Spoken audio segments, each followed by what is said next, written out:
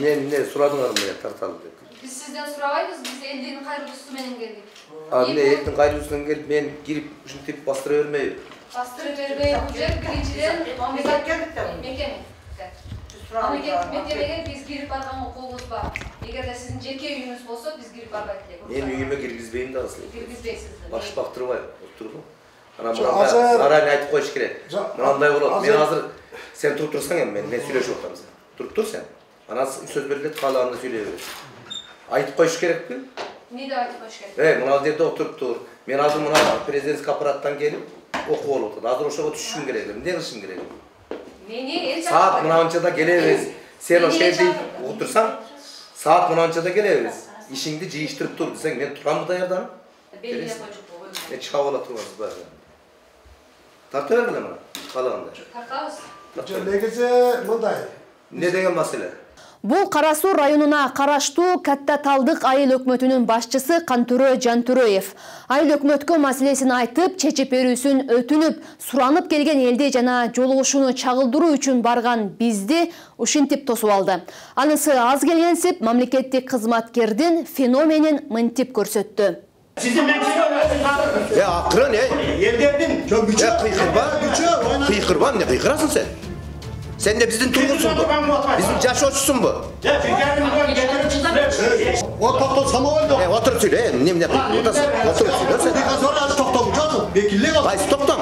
Yüzde yıkan canım özünde. Sen toktamın gereği yok mu? Riyasa gerek. Vapşı gereği. Riyasa gerek. Sen bunday kıl. Sen öte güçlü yürüsekensin. Meni sotqa ver. O şerde meni jeng, ana men sana adam berem. Oturup, ülüşüvarlar da var da yerde. Erten barın katıştırıp durup o şerde surayız. Betmeyet oturup. Eğer de, otursan lakılday öğretkensin özün, uyunda oturansın.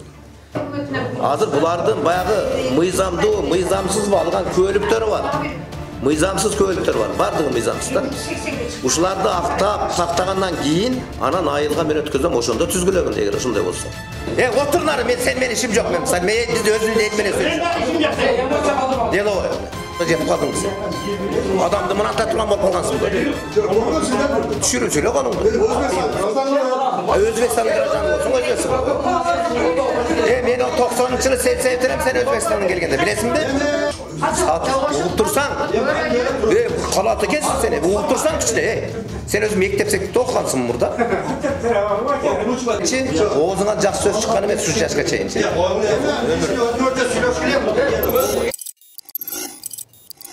Бул адамдар Ош облусундагы Катта Талдык айыл өкмөтүнүн жашоочулары. Алар 1996 жылдан бери өздөрү иштетип келе жаткан 36 гектар кайрак жердин талашынын айынан топтолушту. Жарандар ал жер биздин менчик десе, Кантөрө Жантүрөев жер айыл өкмөттүн балансында дейт. Бул талаш бир канча жылдан бери чечилбей келет. Алдыда биз ушул маселенин айланасында сөз кылабыз.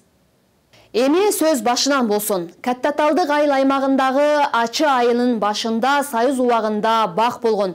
Ал багдарчылык бирлик деген совхозуна карап турган. Союз урагандан кийин 1996 жылы 36 гектар жерди ээлеген бак жаңыдан түзүлгөн Торгой булак дыйкан чарбасына өткөрүлүп берилген.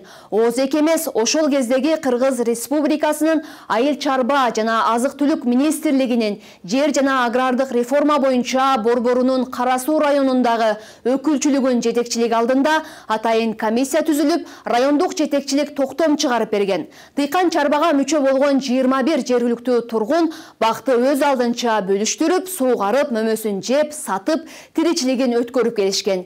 2000 жылы мамлекеттик жер жана мүлктөрдү менчиктештирүү саясатынын негизинде дыйкан чарбанын мүчөлөрү бактын мамлекетке болгон карызын төлөп, менчиктештирүү күбөлүгүн алышкан. Неме бүт республикада атайын токтом чыгып, баягы илгерки хозяйстволордун немесин карызын жоюу деп. Биз ошонун карызын биз жоюп, бүт адамды баягы бакчаларга чачып баягы немени. Анан жоюп ошонун эсебине менчиктештиргенбиз. Где-то 220 миң, 202 миң 60 сом карыз болчу. Ол убакта чын айтканда ондай 1000 сомго бир уй келет эле.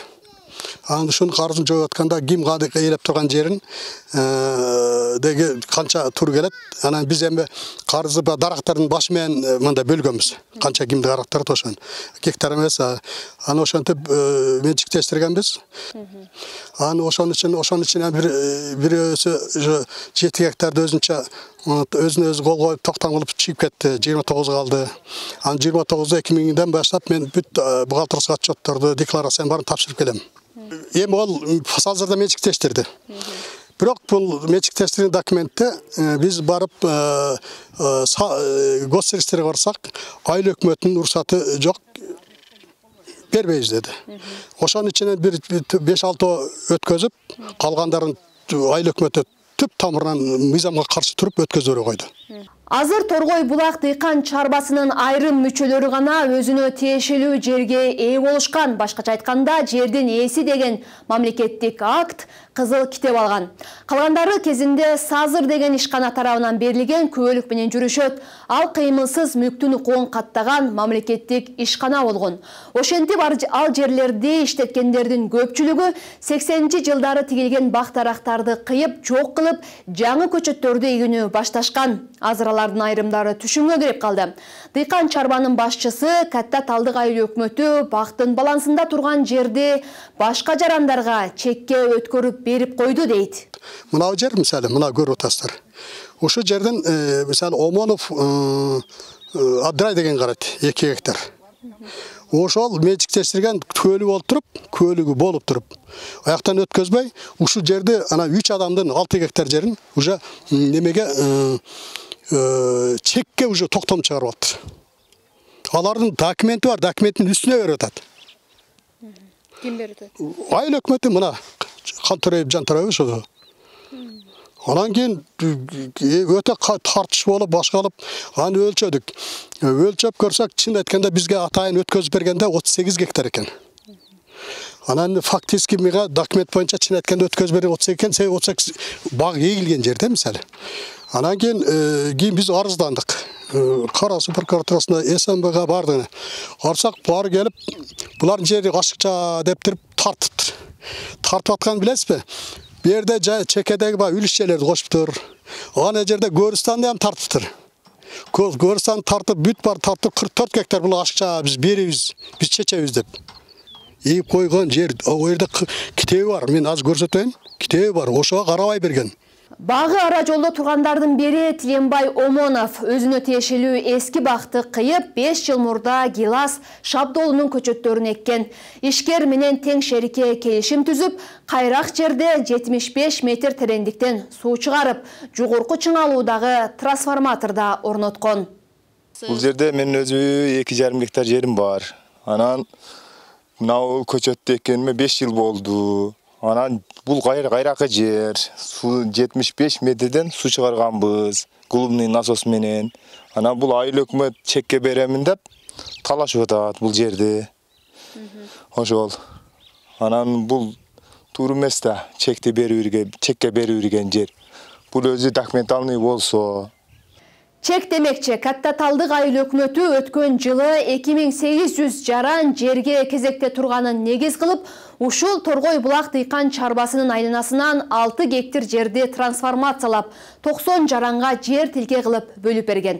Ага ылайык өкмөттүн токтому чыгып, кызыл китепте алынган Торгой Булак дыйкан чарбасынын мүчөлөрү бактын жери элге берилип кетти дегени да ушундан. Айыл өкмөт башчысы болсо дыйкан чарба мыйзамсыз чыгып кеткен дейт. Бул маселе эки тараптын талашында турганда жаңы көйгөй жаралды. Айыл өкмөт башчысы Кантөрө Жантөрөев дыйкан чарбанын 3 мүчөсүнүн жана айыл жаштарынын кайрылуусун бетке тутуп, дыйкан чарбанын үстүнөн кооператив түзүү тууралуу токтом чыгарган. Калган 18 мүчө буга нааразы болуп, айыл өкмөттүн имаратына чогулушту. Биз дыйкан чарба болсо, биздин үстүбүздөн эмне себептен кооператив түзүлдү? Сиз эмне себептен токтом чыгарып бердиңиз? Мыйзамсыз. Жок, ол мыйзамдан укук коргоо органдары чечет. Сизге суроо да, анан сиз ошол кооператив түзүп берген адамдар кече чогулуп, биз менен чогулуп сүйлөштүк. Бизге алар айтты, укук берди, биз жерди калгандай бөлөбүз деп. Baqtın için girip aralap bölüştü. Emi, eğer de biz, misal meni bağıma girip, olar girse, men ağalarga aytıp nege giresin de olar meni uruşsa, kim cevap berет, kim cevap dolu? Екі еме мындай урушуп атат. Анан ошол 36 гектар бакка 2 жетекчи болуп атат мындай жеткен. Не себептен? Бул жак 1, кооператив 2. Олар sen düşünsün, dıykan çarvanın başçısı деп Mamatova tursa.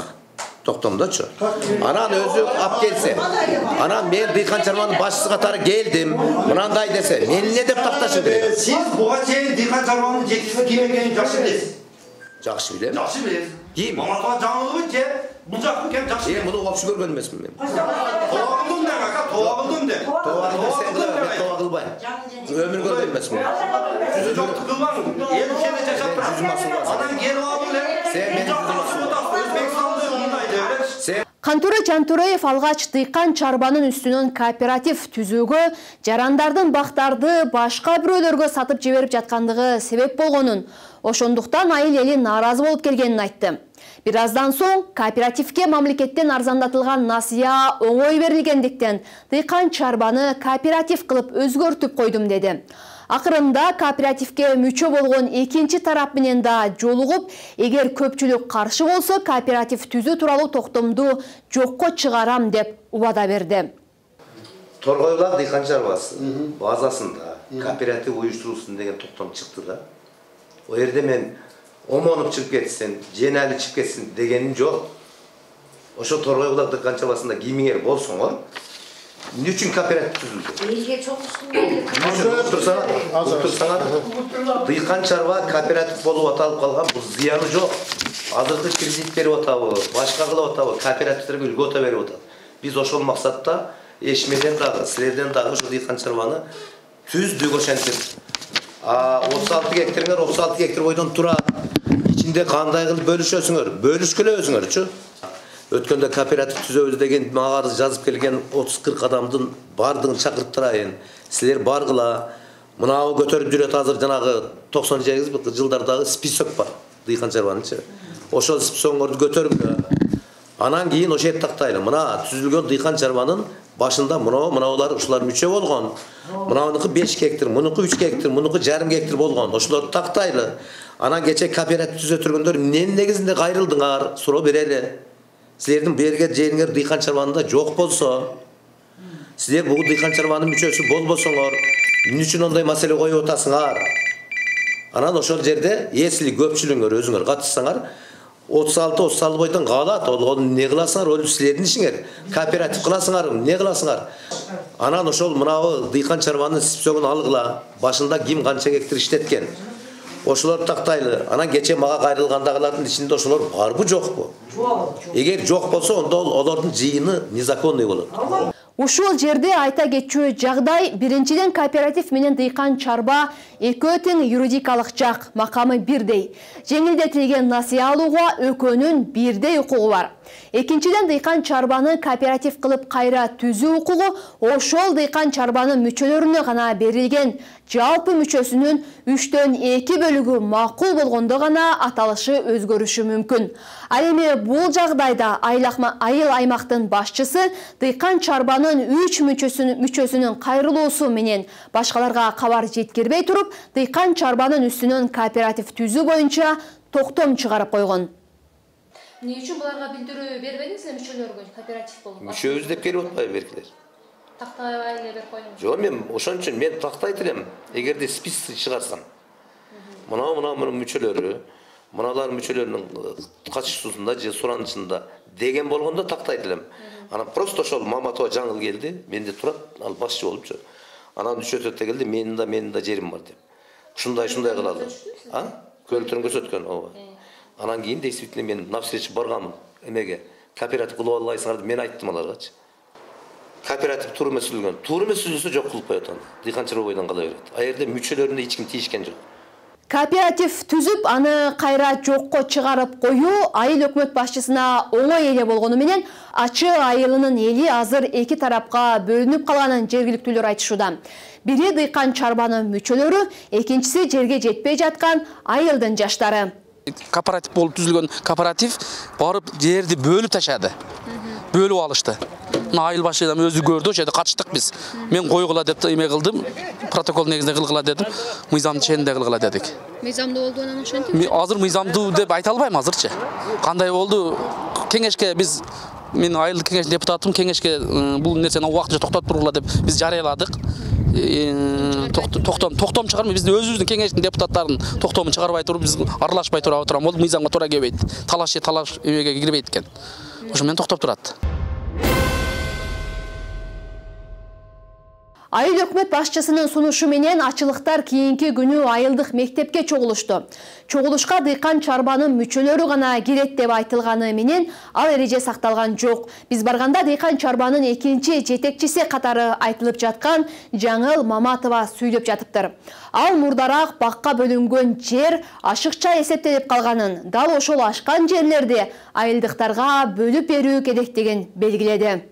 Biz yer adres bolmagandyktan mına bölüp bere bergenmiz. Geçen yakında bölsek misali çevre adamlardan 1 hektar aşık çıktı, çevre adamdan 80 sotuk aşık çıktı, çevre adamdan 1,5 hektar aşık çıktı. Bunlarda 36 hektar yer var eken, aşıkçaların yaşlarına bölüp beremiz 20 sotuk bolsa dağı. Yok sizlerden aşığın. Serdim bağlarga iskim tiyбейт, ашыгын. Эки тарап бири-бирине кайым айтышканы менен айыл өкмөт башчысынан бир ооз сөз чыкпады. Буга нааразы болгон дыйкан чарбанын көпчүлүк мүчөлөрү акимге жолугуу үчүн залды таштап чыгып кетти. Мен 1 гектар 90 соток жерим бар. Мага 130 жер калыптыр мага. Меники толук жок. Мага качан берип коюптур сага менеги 2 гектар чыгат деп. Меники өлчөсөм 130 чыгып калды азыр. Азыр бересиң, азыр толтурсам бербейм деп атат. Ошого мен чыгып атам да мен канча жылдан бери мен эмесин налогторун төлөп жүргөмүн, социалды төлөп жүргөмүн. Калп каламы төлөбүлө. Ошого айтып атам. Ана бул катын арендада отурган катын өз бизден бөлүнүп чыгып кеткен Абдулла дыйкан чарбасы фермен чарбасы чыгып кеткен. Бул не бизе кожоюнчулук кылат. Биздин өзүбүздүн дыйкан чарбанын үстүнөн кооператив түзүп, бригада түзүп келип алыптыр. Так жерлерди өлчөтүп атат. Ошого жинибиз келип атат да биздин макулдугубуз эле. Аңыз бар беле бакты жок кылып сатып жүргөн. Сатып жүргөн жокпуз, эч ким саткан жок. Калп айтат. Калп ошондой кылып атышат. Менин 2 гектарым бар. Кече эч ким жокто 3 адамды биз тартып берип койтур. Биз көзүбүздөн көргөн жок. Кечеки барган жерге менен бардым, чалымам барды. Оны бергенем жокпуз, сатканам жок. Көчөтүндө койгонбуз. Ошо боюнча балдарымды чоңойтуп, ошо жерде чачым, кара чачым агарды. Сатып эле пулуна кызыккан жокмун. Ошону мөмө алганына кызы ошон бактаракты алып туруп көчөт койдум. Беде эктим, арпасын тебеледи. Биз кооператив түзүүнү демилгелеп чыккан Жаңыл Маматованы да сөзгө тарттык. Дыйкан чарбанын азыркы мүчөлөрү Жаңыл Маматова убагында 7 гектар жерди бөлүп алып өзүнчө дыйкан чарба болуп бөлүнүп кеткен деген менен Маматова өзү али күнгө чейин Торгой булак дыйкан чарбасынын төрайымымын деп эсептейт экен. Ал дыйкан чарба иштей албай жок болгондуктан кооператив түзүүнү демилгелегенин билдирип, 2000-жылдары түзүлгөн документтерин көрсөттү. Мыйзамды билет экенсиз. Эмне үчүн дыйкан чарбаны документально жок кылбай туруп, сиздер анан кооператив түзгөнгө аракет кылдыңыздар? Алардын жок болуп бүттү да. Жок болуп бүттү. Формальный сөйдөгөндө жана элчип берген теңиштерени формальныйсы жок кылгандан кийин жаңы нерсени Оны биз канча чакырсак болбоду, келбеди, дыйкан чарба ишин апара албады, жок болду. Анан жанакыл бала ой ишинен балыбыз бар, иштеп атабыз. Бактаны барып көргүлө эч бала жок, урап жок болгон. Урап жок. Баардык мүчөсү кошулганда маселе чечиле турган. Эмне үчүн 3-4 адам менен өкмөткө барып эле чечиле? Жок, 3-4 адам менен чечилген жок. Мына. Жок, бери кара. Жок, олар беркелерди айтып атат. Мына 3-4 барылдыбы, жаштар чогулдуңар, айткылачы. Жок. Ана 27 жаш балдар менен чогулганбыз кызым. Деген менен мамлекеттик стат комитет 1994 жылы берген көөлүктү Торгой булак дыйкан чарбасынын жетекчиси катары Женали Батырбеков катталган. Салык кызматы 2022 жылы эле берген тактамада да Женалиев жетекчи катары көрсөтүлүп турат. Бул эки кызматтын мамлекеттик болгондуктан жана документке атайын мөр басылгандыктан дыйкан чарбанын мыйзамдуу жетекчиси Женали Батырбеков деп таанууга болот. Эми элге кайталы. Айыл өкмөткө нааразы болгондор акимге да барып жолукту. Ал жерге айыл өкмөт башчысы да барды. Жарандар Торгой булак дыйкан чарбасына караштуу бактын оорду чекке берилип жатканын, дыйкан чарбанын үстүнөн кооператив түзүлгөнүн, эми эки тараптын ортосунда тирешүү башталганын айтышты. Мен bir күнү бирөөлөр айтты, сенин жериң сатылып аттыр чекке деп. Мен ишенбедим. Ишенбесем анан немеге жиберди. Мага WhatsApp'tan жиберди, мен WhatsApp'та бар, сизге көрсөтсөм. Ошол менин багым, гүлдөп турган бакты тартып, кызыл китеби бар экен. Номерин жазып, продается чек 5 сотик 600 000 сом деп жазып койду, телефон номерин. Звонт еттим. Звонт этсем, мен мыйзам түрүндө, менде азыр немелер бар. Сиз билбесеңиз, мен болгон фактыны айтып атам. Анан мен дейт айыл өкмөттөн сатып алганмын дейт. Сатып алганмын, мен мыйзам чегинде баардык документтеримди тап келип көрүңүз, содалашабыз, ками бар дейт. Эми түшүрүп беребиз. Bir gektar gana transformasiya ketкен. Эми бул жерде спорда айыл өкмөттүн эмеси боюнча тышкары. Себеби булар сатыш керек да. Биздин немебиз боюнча ичкери. Ошон үчүн бизде китеп бар да. Бул боюнча мында мен да патронун алып азыр эмне үчүн бир жерден тегиз болуп чыгат? Ашыкча болсо, бирөө бурчтан чыгыш керек, жарым гектар, бул бурчудан 1 гектар чыгыш керек, бул башынан 2,5 гектар чыгыш керек, ар жерден чыгыш керек да. Буларга мындай болгондо, буларга трансформация керек, уже бардык эми заинтересованный бардыгы айтып атат азырчы. Бу жерде акча ойноп атат. Ошол жерде уже 6 гектар сатылыш керек да, именно ошол жер. Ошон үчүн булар заинтересованный азыр неме деп атат. Азыр булар айыл өкмөт өзүнүн немесине мойнуна албайт да, элге салып коюп атат. Давай, буз кыла дагы. Азыр мындай да сөз болуп атат. Китепти алып бердик. Бар жолун токтом чыгарып берип койдук. Баргыла дагы бөлүп казып алып алгыла. Азыр бир айда трактор келип мен немелерин бар жол сүргүздөм, багы каша себеби мага законный өкмөт берди дейт. Бир күнү мен мына мени көбү тааныбайт берди, мен жаңымын да. Ошол аралашып жүрүшөт, сурап атышат, чексе берсе, чекке берсин, бербесе акчаны кайтарсын деп. Между нами сүйлөшүп атышат өздөрү. Тапталышып алып. Давай келип айталы, канчада 1 жылдан бери чозуп жүрөбүз. Биз эмне оюнчукпузбу, келе берип, кайра токтол, дагы токто деп атат. Давай берсе берсин, бербесе жок, давай мындай деп атышат. Бул дооматтардан кийин Кантөрө Жантөрөевке да сөз берилди. Ал менчикке кийгилишпей жатканын, трансформация мыйзам чегинде жүргөнүнө токтолду. Силерге тоскоолдук кылып атат. Мына айтып атасыңар, биздики менчик деп. Кийин менчикке тоскоолдук кылып атат, айтып берчү. Не деп тоскоолдук кыласыз? Ал менчик документтин үстүнө трансформация берип атпайсыңар. Жок, сен документ кылбайсың. Ол мүлктүкү анау, бактыкы. Жер сага тиешеси жок пока. Приватизация деген сөз комплекс түшүнөт. Приватизация комплексте кирбейт. Жеринен бер көрсөтүлөт, кайсы жеринен канча мүлкүнө бер көрсөтүлөт. Мүлктүн ээсисиң сен. Мен сага 3-4 жыл мурун айткам. Госрегистрге барып, колуңардан келсе кылып алгыла дедим. Анан эми кылбай о жерде мыйзамга карап өткөзбөсөң айыл өкмөткө саласың. Кара Суу районунун акими Турусбек Ногоев райондук деңгээлде комиссия түзүлүп, маселе териштирүүлөрүн убадалап, жарандарды жолго салды. Кандай болбосун эми биздин райондо жер маселесине байланышкан көп нерселер чыгып атат, аны угуп атасыңар. Жер маселесине, жер бул тартышты кылат экен. Ошондуктан ар бир жерге болгон мамиле биздин агайын туугандарда бир өзгөчө болуп атат. Ошондуктан муну териштөө жүргөнчө, мына сот иштери жүрүп атканда эч кимдин бир жакка кол салганга мен Кантөрө Жантөрөев, сиз кепилдик аласыз, мен сизге тапшырма берейин. Макулбу? Эч ким бияка кийлигишип, жанагы тосмолорун бузуп эметпесин. Биз эми жогоруда айтылган талаш маселелердин чын бышыгын тактап көрөлү. Алгач бактын балансында делеген жерди сатып жаткан номурга байланыштык, жердин ээсимин деген жаран бизге жерди кайдан, качан менчиктештирилгенин айткан жок, бирок кызыл китеби бар экендигин тастыктады. Канча 600 миңден түшөсүзбү кандай? Ооба, эми кеми бар. Документтери кандай экен бунун? Документтер кудашып багыта да жакшы. Кызыл китеби бар да. Ооба, ошондо апам атын эскерип койгом да, апам атында. Ол жерди өзүңүздүн жериңизби же бирөө жарынан алгансызбы, да алып сатасызбы?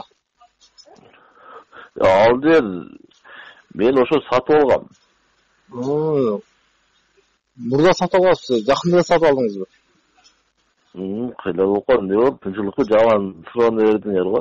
Негизи айтсам, жер алганда жакшы суроо алсаң, проблемасы чыгат да кийин.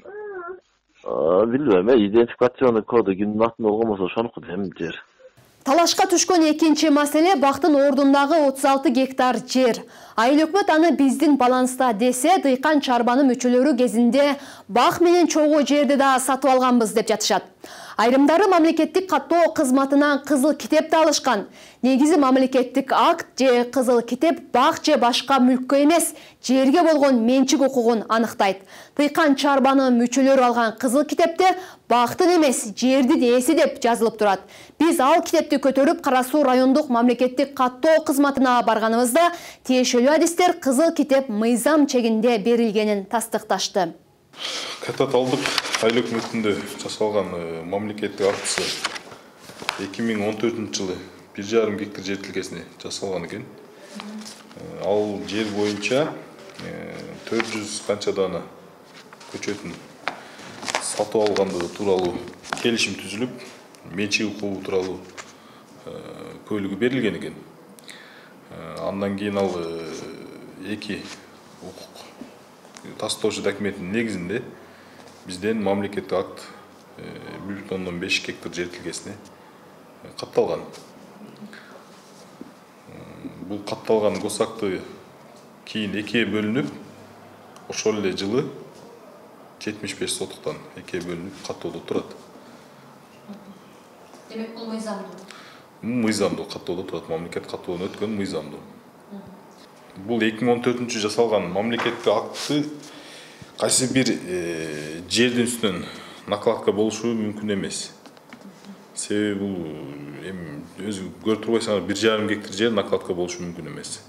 Азыраак болуп жаткан жер технический ошибка менен болуп калышы мүмкүн, мурда болушу мүмкүн. Азыр бүт электронный болгон үчүн андай немелер катталбайт. Жер кодексин кабыл алынганга чейин, мындайча айтканда 1999 жылга чейин пайдаланууда жүргөн жерлердин компенсациясы төлөнгөн болсо, биз тиешелүү документтерин чогултуп, карап, эгер жооп берсе, мыйзамга ылайык болгон болсо, мамлекет актысын чыгарып бере алабыз.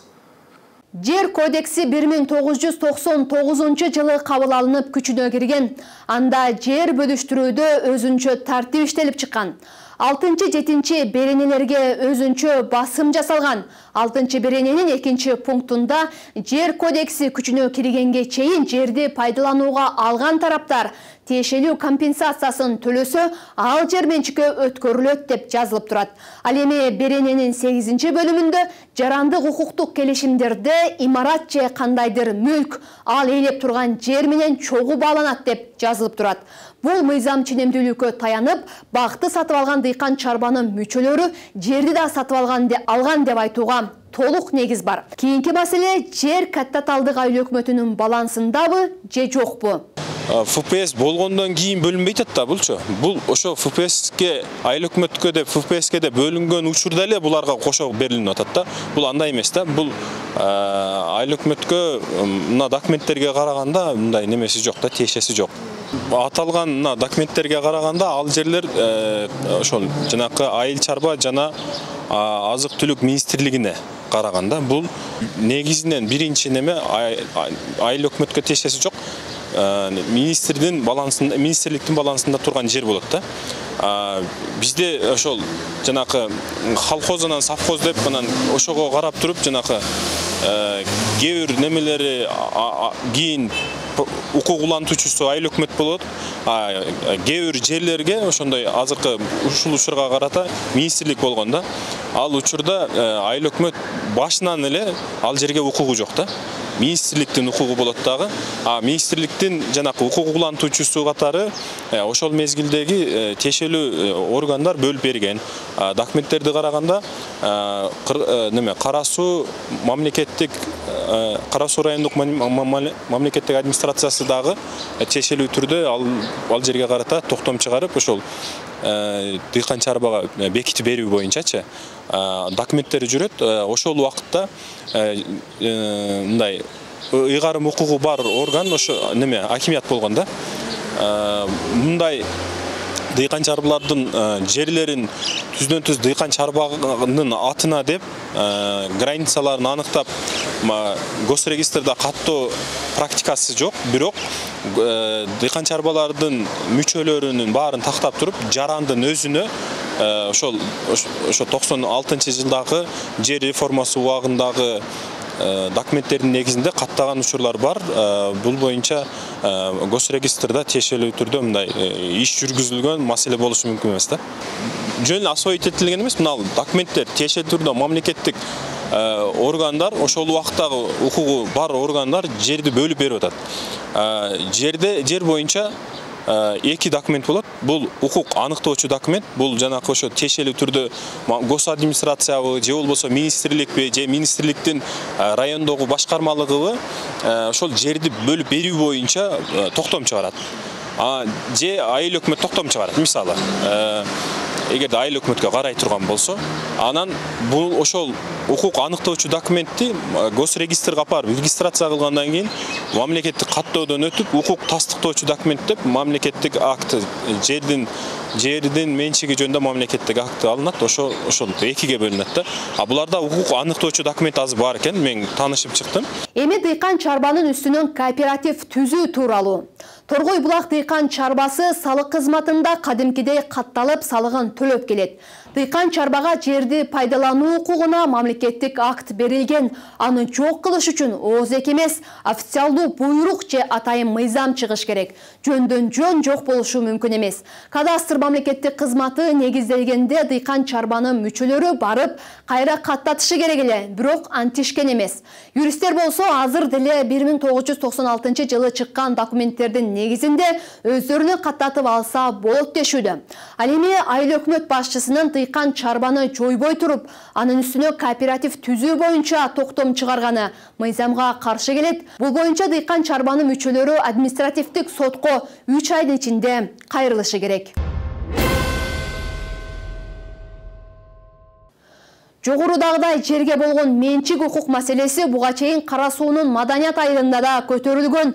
Эгемендүүлүк жылдарынын башында аталган айылда жер аз болгондуктан ал айылдагы кахраман дыйкан чарбасына Папан айылындагы Айыл чарба министрлигинин баласында турган чөп орунду жерди пайдаланууга бөлүп берген. Кийинчерээк мамлекеттик каттоо кызматы жер кодексиндеги жогоруда айтылган айрым беренелерди эске алып, дыйкан чарбанын мүчөлөрүнө чоң орунду жерлерди менчиктештирип каттап берген. Маселени чечкен. Ал эми азыр Каттаталдык айылындагы 36 гектар жердин талашы тагдыры талаш бойдон турат. Аман туруңуздар.